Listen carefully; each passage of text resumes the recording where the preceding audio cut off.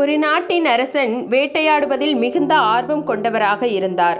ஒரு நாள் தன்னுடைய மந்திரியுடன் நேரம் போனதே தெரியாமல் வேட்டையாடி கொண்டிருந்தனர். காட்டிற்குள் வெகு தூரம் சென்றபடியால் வழி தெரியாமல் ஓரிடத்தில் ஓய்வெடுத்தனர். பசி களைப்பிலிருந்த அரசர் சுற்றுமுற்றும் பார்த்தார். அங்கே ஒரு கொடியில் வெள்ளரிக்காய் தொங்குவதை பார்த்த அரசர், மந்திரியாரே, அந்த வெள்ளரிக்காயை பறித்து வாருங்கள், உண்ணலாம் என்றார். மந்திரியாரும் வெள்ளரிக்காயை பறிக்க சென்றார். அப்போது அங்கே ஒரு குருடன் அமர்ந்திருந்தான்.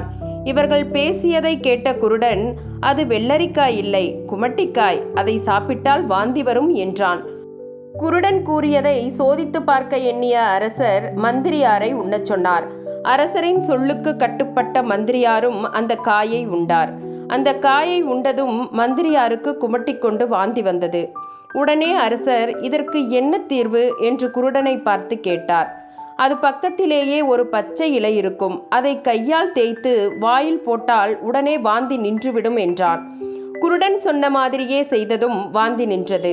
உடனே அரசர் குருடனை பார்த்து கேட்டார், உனக்குத்தான் கண் தெரியாதே, எப்படி உன்னால் தீர்வு காண முடிந்தது என்றார். அதற்கு குருடன், அரசே, இந்த நாட்டில் பஞ்சம் பசி தலைவிரித்தாடுகிறது. அப்படி இருக்கும்போது யாராவது வெள்ளரி பிஞ்சை கொடியில் விட்டு வைப்பார்களா என்ன என்றான். மேலும் கடவுள் ஒரு நோய் கொடுக்கும் காயை படைத்திருந்தால் பக்கத்திலேயே அதற்கான மாற்று மருந்தையும் வைத்திருப்பார். இதுவே இயற்கையின் நியதி என்றான். குருடனின் புத்திசாலித்தனத்தை பார்த்து வியந்த அரசர் ஒரு முத்திரையை கொடுத்தார். நீ அரண்மனையின் கூடாரத்திற்கு சென்று இந்த முத்திரையை காண்பித்தால் உனக்கு தினமும் ஒரு உருண்டை சாதமும் ஒரு வாழைப்பழமும் கிடைக்கும், சாப்பிடு என்று கூறிவிட்டு அரசர் அங்கிருந்து சென்றார். சில நாட்கள் கழித்து ஒரு வைர வியாபாரி அரசரை காண வந்தான். அரசே, என்னிடம் நிறைய வைரங்கள் உள்ளன, தாங்கள் வாங்கிக் கொள்கிறீர்களா என்றான். வைரங்களை வாங்க ஆசைப்பட்ட அரசர் எது உண்மையான வைரம் எது போலியானது என்று கண்டுபிடிப்பதில் குழம்பி போனார். அங்கே இருப்பவர்களுக்கும் அதற்கான விடை தெரியவில்லை. உடனே அரசருக்கு குருடனின் ஞாபகம் வந்தது. காவலாளியை அனுப்பி குருடனை அழைத்து வரச் சொன்னார். அரசர் குருடனிடம் பிரச்சனையை சொல்லி அதற்கான தீர்வு கேட்டார். குருடன் அந்த வைரங்களை எடுத்து மதிய வெயிலில் வைத்தான். சிறிது நேரம் கழித்து அரசரிடம் உண்மையான வைரங்களை எடுத்து கொடுத்தான். இது எவ்வாறு சாத்தியம் என்று அரசர் கேட்க, அரசே, உண்மையான வைரங்கள் வெயிலிலும் குளிர்ச்சியாகத்தான் இருக்கும். கண்ணாடி துண்டுகள் வெயில் பட்டதும் சூடாகும். எனவே குளிர்ச்சியானதை வைரங்களாகவும் சூடானதை கண்ணாடி துண்டுகளாகவும் பிரித்து வைத்தேன் என்றான். வியாபாரியும் தெரியாமல் நடந்துவிட்டது அரசே என்று சமாளித்து அனைத்து வைரங்களையும் இனாமாக கொடுத்துவிட்டு அங்கிருந்து நகன்றான்.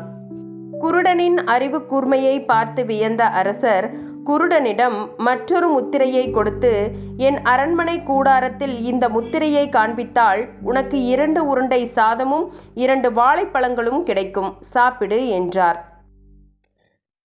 சிறிது காலங்கள் கழித்து அரசர் தன் மகனுக்கு திருமணம் செய்ய வரன் தேட ஆரம்பித்தார். பக்கத்து நாடுகளில் இருந்து நிறைய பேர் தன்னுடைய மகளை மணமுடித்து வைக்க ஆர்வம் தெரிவித்தனர். அரசருக்கு ஒரே குழப்பம், யாரை தேர்ந்தெடுப்பது என்று. உடனே அரசர் குருடனை வரவழைத்தார். யாரை இளவரசியாக தேர்ந்தெடுப்பது என்ற தன்னுடைய பிரச்சனையை குருடனிடம் தெரிவித்தார். அதற்கு குருடன், பக்கத்து நாட்டை விட்டு அதற்கு அடுத்த நாட்டு பெண்ணை திருமணம் செய்து வையுங்கள் என்றான். அரசர் ஆச்சரியத்தோடு காரணம் கேட்டார். அதற்கு குருடன், அரசே, பக்கத்து நாட்டிற்கு அடுத்த நாட்டில் சம்பந்தம் வைத்து கொண்டால் பக்கத்து நாட்டுக்காரர் உங்கள் இருவருக்கும் நடுவே இருப்பார். அவர் போர் தொடுக்க நினைத்தால் 2 பக்கத்திலிருந்தும் அடிவிழும் என்ற பயத்தில் அமைதியாக இருப்பார். எனவே எல்லை பிரச்சனை வராது என்றான். குருடனின் பதிலில் மெய்சிலிர்த்து போன அரசர் இன்னொரு முத்திரையை குருடனிடம் கொடுத்து, இதை என் அரண்மனை கூடாரத்தில் காண்பித்தால் உனக்கு 3 உருண்டை சாதமும் 3 வாழைப்பழங்களும் கிடைக்கும், சாப்பிடு என்று கூறிவிட்டு அங்கிருந்து சென்றார். ஒரு நாள் மிகுந்த குழப்பத்தில் இருந்த அரசர் குருடனை தன்னுடைய அந்தரங்க ஆலோசனை கூடாரத்திற்கு வர சொன்னார். நான் ஒன்று கேட்பேன், அதற்கு நீ சரியான பதில் கூற வேண்டும் என்றார். இந்த நாட்டு மக்கள் என்னை மறைமுகமாக நம் நாட்டு அரசர் சமையல்காரருக்கு பிறந்திருப்பார் என்று கூறுகின்றனர். ஏன் அவ்வாறு கூறுகின்றனர் என்ற காரணத்தை என்னால் புரிந்து கொள்ள முடியவில்லை. நீ அதற்கு சரியான விளக்கம் தருவாயா என்று கேட்டார். அதற்கு குருடன் சிரித்துக்கொண்டே காரணத்தை சொல்ல மறுத்தான். அரசர் விடாப்பிடியாக காரணத்தை கேட்டார். அரசே, தாங்கள் இவ்வளவு பிடிவாதமாக கேட்பதால் கூறுகிறேன். தாங்கள் நிச்சயம் ஒரு சமையல்காரருக்கு பிறந்தவர்தான் என்றான். இதை கேட்டரும் அரசருக்கு மிகுந்த கோபம் வந்தது.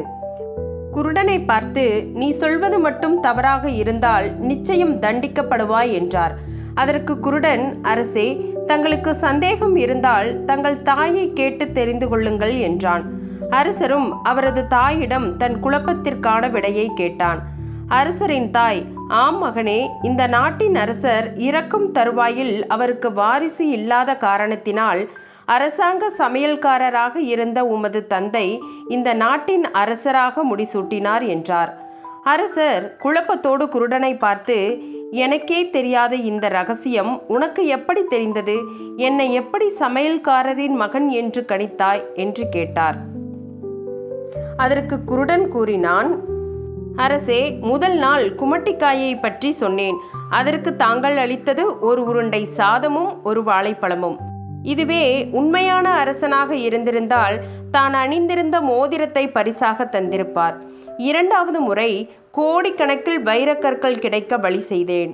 ஆனால் அதற்கு பரிசாக தாங்கள் எனக்கு தந்தது 2 உருண்டை சாதமும் 2 வாழைப்பழங்களும். இதுவே உண்மையான அரசனாக இருந்திருந்தால் தான் அணிந்திருந்த வைரமாலையை பரிசாக தந்திருப்பார். மூன்றாவது முறை ஒரு ராஜ்யமே தங்கள் கட்டுப்பாட்டிற்கு வர வழி செய்தேன். ஆனால் அதற்கு பரிசாக தாங்கள் எனக்கு தந்தது 3 உருண்டை சாதமும் 3 வாழைப்பழங்களும். உண்மையான அரசனாக இருந்திருந்தால் 2-3 ஊர்களை தானமாக தந்திருப்பார். ஆனால் தங்களின் எண்ணம் உணவை தாண்டி போகவில்லை. இவ்வுலகில் உணவு மட்டுமே உயர்ந்தது என்று தாங்கள் நினைத்துள்ளீர்கள். எனவேதான் தாங்கள் சமயக்காரரின் மகனாகத்தான் இருப்பீர்கள் என்று கணித்தேன் என்றான் குருடன். அரசர் வெக்கி தலைகுனிந்தார். நாம் யார் என்பதை நம்மிடம் உள்ள பணமோ சொத்தோ பதவியோ தீர்மானிப்பதில்லை. நம் எண்ணங்களே தீர்மானிக்கின்றன. திருவள்ளுவரும் தன்னுடைய குரலில் மேலை தவத்தளவே ஆகுமாம் தான் பெற்ற செல்வம் குலத்தளவே ஆகும் குணம் என்றார். இதன் பொருள், ஒருவன் பெற்று அனுபவிக்கும் செல்வமானது முற்பிறவியில் தான் செய்த தவத்தின் பயனாகவே அமையும். அதே போன்று ஒருவனது குணமானது தான் பிறந்த பரம்பரைக்கு தக்கவாறே அமையும் என்பதாகும். நம்ம சேனல்ல ஆன்மீக கதைகளும் தன்னம்பிக்கை கதைகளும் நன்னெறி கதைகளும் பதிவிட்டுட்டு வர்றோம். பதிவுகளை உடனுக்குடன் தெரிந்து கொள்ள நம்ம சேனலை சப்ஸ்கிரைப் செய்திடுங்க. ஆதரவு தெரிவித்த அனைவருக்கும் நன்றி.